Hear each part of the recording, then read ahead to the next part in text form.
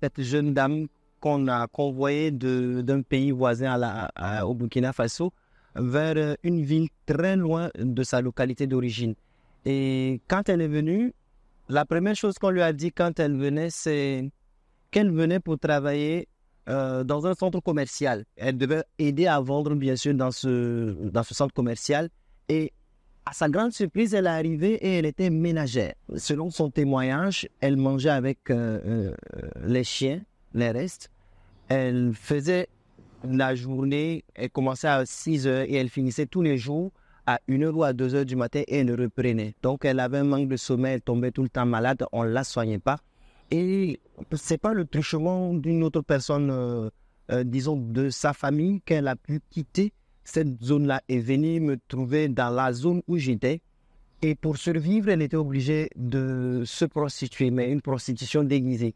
Elle vendait dans une débit de boisson et à la fin, elle s'entendait avec un client pour sortir avec cette personne. Et quand je l'ai rencontrée, son histoire m'a marqué parce qu'elle n'a pas eu de mal à me dire, elle avait déjà dépassé le traumatisme.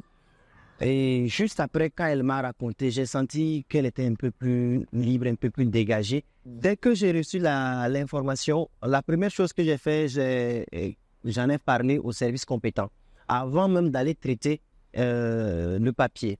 Et quand les services compétents se sont saisis du dossier, moi, je me suis mis à la tâche. J'ai traité l'élément et j'ai divisé une partie et je l'ai fait en plusieurs séquences pour permettre aux gens de suivre à peu près comme un film ce qui devait se passer. Et je l'ai fait en plusieurs séquences et je l'ai diffusé à la radio.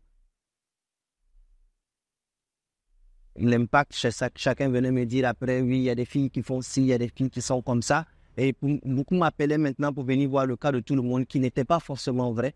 Mais à la fin, au moins, j'ai su que les gens ont compris que le fait de prendre une personne sans son consentement ou avec un mensonge d'un point A à un point B pour aller la faire travailler de manière excessive avec de l'abus comme de l'esclavage, c'était vraiment quelque chose qui n'est pas bien.